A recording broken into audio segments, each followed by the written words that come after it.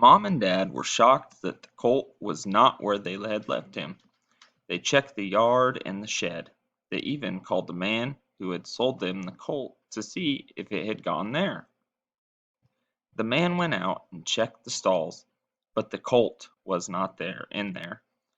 Beth called the cops to tell them that the colt was missing. The cops felt that it was one of the oddest calls they got. They told Beth that no one had seen a small colt. Beth begged them to find the colt. The cops said they would do their best. Beth felt sad. She had wished for a colt. Most wishes do not come true, but this one had.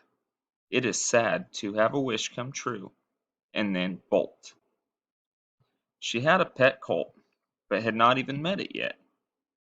Beth hung her chin and began to sob. Then she felt something cold and wet on her neck. She sat up, and there was her colt. She hugged him, and he licked her hands. "Mom and Dad," she yelled, "my colt has come back."